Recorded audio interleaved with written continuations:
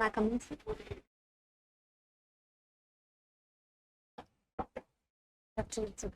Good afternoon. बैठिए।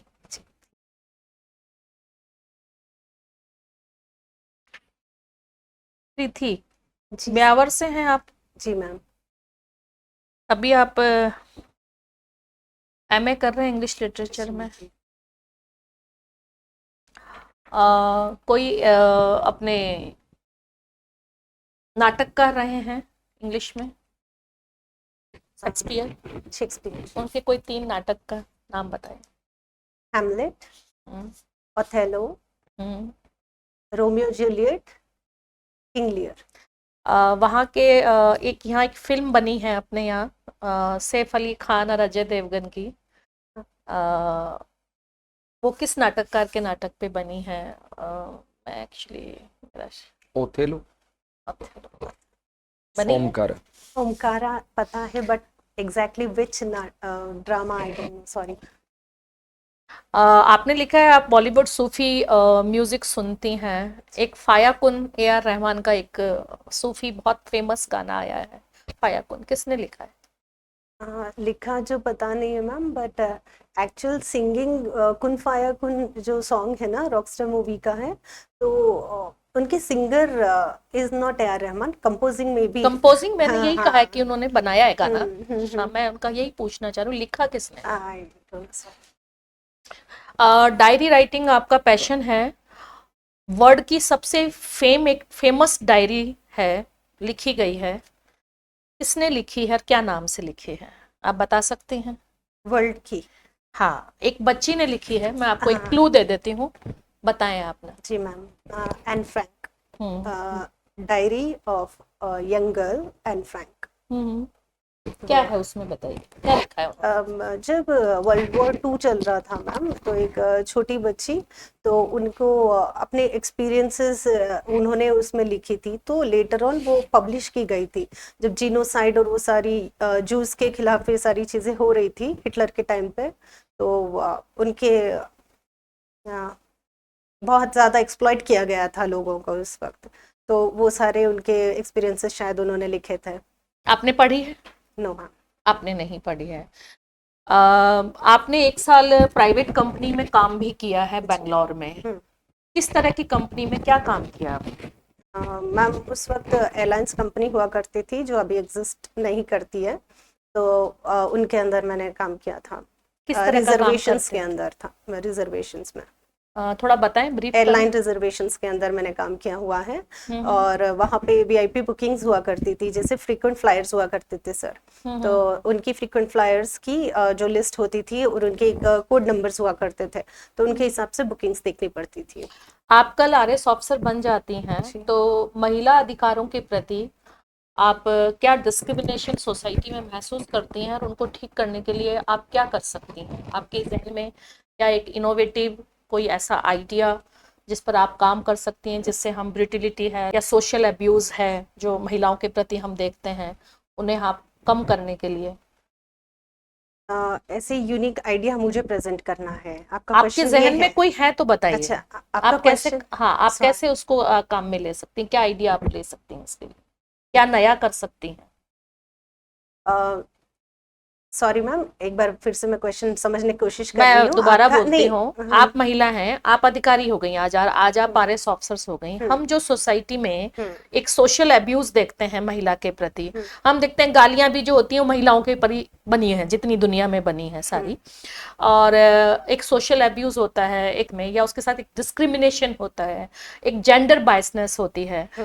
ये जो आप देखती हैं, तो इस पर आप अपनी तरफ से क्या एक नया एक इनोवेटिव आइडिया दे सकते हैं कि इनसे हम इन्हें ठीक कर सकते हैं, हम अगर महसूस करते हैं? जैसे कि मैम अभी के लिए जो चीज़ें चल रही है, तो गवर्नमेंट अपने पूरे एफर्ट्स कर रही है कि ये डिस्क्रिमिनेशन जहाँ तक हो नहीं होना चाहिए पूरा। तो कुछ चीज़ें ऐसी होती है मैम जो ग्रेजुअली एक एट वन ट्राई और whatever we think can not be solve, which takes little time. So gradually step by step हम चीज़ों को है ना एड्रेस करते हुए उनके ऊपर सोल्यूशन लेके आ स्टेप्स सकते हैं। बताएं मुझे। जैसे कि सबसे पहले तो अवेयरनेस, वुमेन को सबसे पहले सेल्फ अवेयर रहना चाहिए हर एक चीज की। ठीक है सर। ये क्राउड फंडिंग क्या होती है?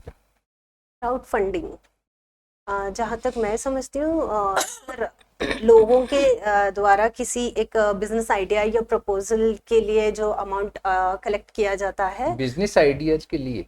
I am not sure sir, sorry. आपकी कॉमर्स थी पहले, तो एक इनिशियल पब्लिक ऑफर, आईपीओ, ये क्या है?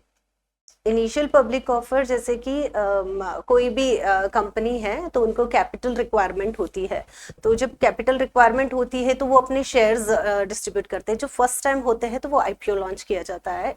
इसमें आजकल प्राइस बैंड है वो डिसाइड किया जाता है, हाँ, उसका क्या आधार है? आधार, सॉरी, आईपीओ का है।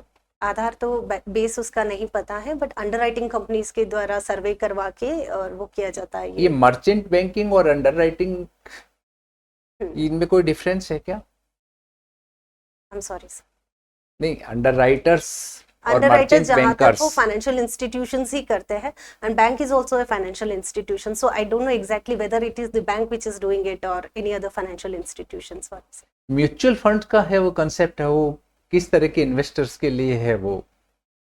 जनरल इन्वेस्टर्स सर, जैसे कि आम आदमी होते हैं तो उनको इतना नॉलेज नहीं होता है कि किस शेयर में हमें क्या इंटरेस्ट मिल सकता है, कितना प्रॉफिट बना सकते हैं। तो mutual fund companies they just help people कि वो एक बिजनेस के अंदर या किसी भी चीज के अंदर इन्वेस्ट करते हैं इनके बिहाफ के ऊपर, and they charge a fees in return of that. ये गोल्ड प्राइस है वो किस चीज से इफेक्ट हो रही है कि गोल्ड प्राइस है वो लगातार हाइक हो रही है? Prices are in general hike होने का कारण होता है demand. Demand is the major reason sir prices hike होने का, तो पर्टिकुलरली ये गोल्ड। डिमांड है वो एकदम से इतनी हाई क्यों हो गई? Sorry sir. सूरत को अभी रिसेंट दुबई की तर्ज पर है वो विकसित किया जा रहा है, तो दुबई की तर्ज पर है वो विकसित, दुबई में ऐसा क्या विकास हुआ है कि सूरत में हम करने की सोच रहे हैं? दुबई में सर जैसे कि हर एक सेक्टर के हिसाब से डेवलपमेंट काफ़ी अच्छा किया गया है। जैसे कि आप इंफ्रास्ट्रक्चर हो सकता है, इन्वेस्टमेंट की मीटिंग्स होती है, तो दुबई बहुत अच्छे से उन चीज़ों को ना अरेंज करके देते हैं लोगों के लिए। In normal language sir readymade चीज़ें प्रेजेंट कर देते हैं। I have no term for that, sorry sir. ये मस्कुलर एट्रोफी क्या है, क्या है इसके कैरेक्टरिस्टिक्स हैं, वो क्या है इस बीमारी के? बीमारी पता है पर आई सॉरी। क्योंकि इसका इलाज है वो बहुत महंगा है, एक ही इंजेक्शन की है वो कीमत है वो कई करोड़ों में होती है। राजस्थान में ये जो मदर्स मोर्टेलिटी रेट्स है उसके बारे में बताएं यहाँ पे। वो maternal mortality rate, exact data I am sorry sir, but government के एफर्ट्स काफ़ी हो रहे हैं एमएमआर को कम करने के लिए, जो कि पर 1000 कैलकुलेट होता है, तब पर 1000 वुमेन। राजस्थान में रिसेंट है वो लॉजिस्टिक पॉलिसी है वो बनाई जा रही है। ये लॉजिस्टिक पॉलिसी होती क्या है और इसका बेसिक एम है वो क्या है?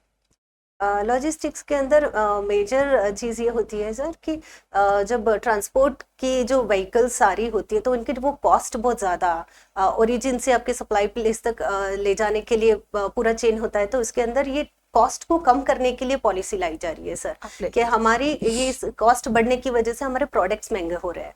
तो लॉजिस्टिक पॉलिसी के थ्रू जब आप कॉस्ट हम कम कर पाते हैं ना, लॉजिस्टिक से इंफ्रास्ट्रक्चर वगैरह अच्छे से डेवलप करके, तो हमारे प्रोडक्ट रीजनेबल रेट्स में हो जाएंगे, उनके ऊपर ये इफेक्ट नहीं पड़ेगा।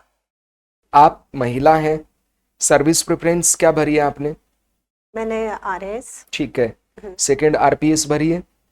मान लो कि आप आरएस ऑफिसर हैं एसडीएम की पोस्ट पे और रात्रि को आप जा रही हैं, आपके साथ आपकी सिक्योरिटी वगैरह कुछ नहीं, आप अकेली ही जा रही हैं, आपके निजी व्हीकल में हैं आप, आपके साथ कोई सिक्योरिटी इक्विपमेंट्स, गन या और कुछ भी नहीं है, कुछ गुंडे और ऐसे लोग आपका व्हीकल है उसको बार बार ओवरटेक कर रहे हैं और फिर साइड में आपको रोक लिया है, सुनसान सड़क है, और क्या करेंगे आप? पुलिस थाना भी बहुत दूर है वहां पे। सर अगर इन केस सबसे पहले तो वैसे वुमेन ऑफिसर को ऐसे अकेले भेजा नहीं जाता नहीं, है, भेजा नहीं जाता, कंडीशन तो आपको रात को कभी भी जाना पड़ सकता जाना है। पड़ और ये तो सकता आप निजी वाहन में निजी यात्रा पे हैं, अच्छा। भेजा थोड़ा ही गया आपको। और ये कहीं लिखा है क्या कि रात्रि में महिला ऑफिसर को अकेले नहीं भेजा जाता, बहुत जाना होता है। बट गवर्नमेंट मेक श्योर्स के मान लाइक लो ऑल आप अलोन शी आरपीएस डजंट हैं, गो। एसडीएम तो छोड़िए, आप आरपीएस हैं, हाँ हाँ, आपके साथ सेम घटना हुई है, अब आप क्या करेंगे? सबसे भले ही पहले आपने वर्दी पहनी हुई है, वर्दी पहनी हुई है सर, मेरी ट्रेनिंग के अंदर मुझे सेल्फ डिफेंस सिखाया जाएगा। 20-30 लड़के हैं और उन्होंने आपको घेर लिया है, सबसे पहले तो while in the vehicle I'll give calls and nearest police station और whatever thing मैं कनेक्ट कर पाऊँ वहाँ से कनेक्ट करके मैं ये इन्फॉर्मेशन उनको पास ऑन कर दूंगी। जैसे ही वो मेरी व्हीकल के आसपास आने जाने लगेंगे, अगर मैं अकेली हूँ तो मुझे हेल्प की जरूरत होगी तो मैं उनसे कनेक्ट करके उनको पुलिस बता थाना दूंगी। 15 किलोमीटर दूर आप जहाँ पे हैं, तो मैं और आपका शीशा वीसा तोड़ दिया उन्होंने पत्थर से, तो मैं अपनी ड्राइविंग की वजह से सर मैं उनको जितना आगे हो सके पुलिस स्टेशन के नज़दीक तक ड्रैग करने की कोशिश करूंगी सर। और मैं गाड़ी से नहीं उतरने की ये चीज़ समझदारी रखूंगी कि मैं किसी भी कीमत पर मैं गाड़ी से ना उतरूं और मैं व्हीकल के अंदर ही अपने आप को सेफ रख सकती हूँ। तो पहले अपनी सेफ्टी देखूंगी और कनेक्ट करने की कोशिश करूंगी सर। ओके। के आसपास। एनकाउंटर किया जाना चाहिए या नहीं? अगर आपके पास मान लो बंदूक होती उस कंडीशन में, सर एनकाउंटर वो सिचुएशनल वजह से होता है कि अगर हमसे कोई भी आपका शीशा तोड़ दिया, आपके साथ अनहोनी हो सकती है, बंदूक है, आप चला दीजिए, भाग जाएंगे एक गोली सुनते, वर्दी तो है ही। नहीं सर, मिसयूज होगा सर। वो इलीगल है या इलीगल है एनकाउंटर? लीगल है सर। लीगल है तो आपको क्या दिक्कत है इसमें? ये मिसयूज का है, फिर कब किया जाता है एनकाउंटर? वो ऐसा नहीं कि मेरे पास गन है तो मैं रैपिड ऐसे फायर करती ही जाऊं उनके आपकी ऊपर। लाइफ को थ्रेट है, आपकी है। डिग्निटी को थ्रेट है, और आपके पास बंदूक, और आप यहाँ मिसयूज मान रही है इसको।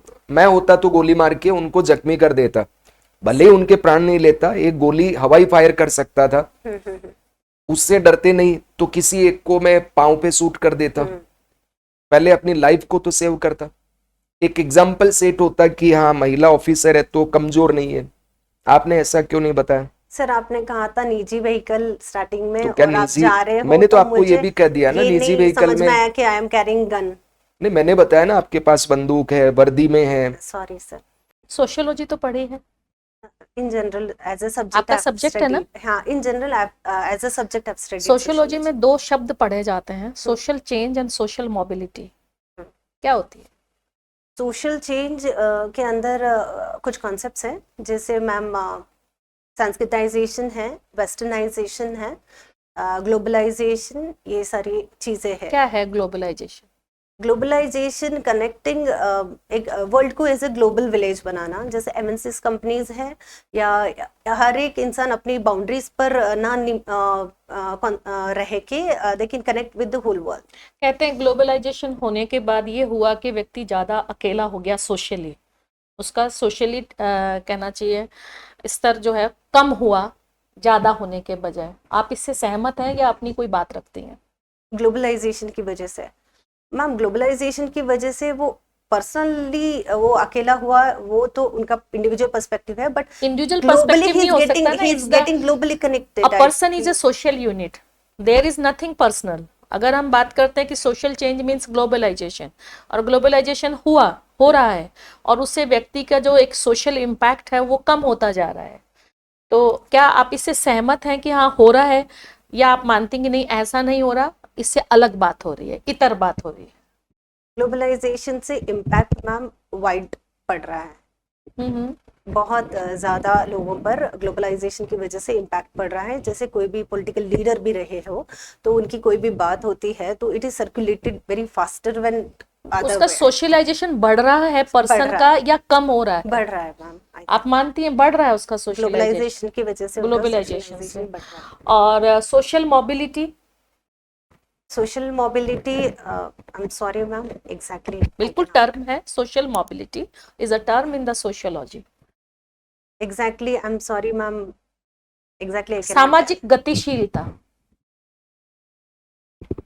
सोशल चेंज, सामाजिक परिवर्तन, सामाजिक गतिशीलता। चलिए, विवाह के बहुत प्रकार हैं, आपने सोशियोलॉजी में पढ़े होंगे, मैरिजेस के कई टाइप्स होते हैं, बताएं आप कुछ। बट एक क्षत्रिय विवाह और एक दैत्य विवाह, सॉरी मैम, जिनमें क्या होता है कि वो आप डाउरी कितने देखिए टाइप के वुमेन विवाह को। पढ़े हैं आपने? I can recall only this 1 2, sorry. 1 and 2, कोई बात नहीं, थैंक यू। ठीक है। Actually, sorry. हाँ हाँ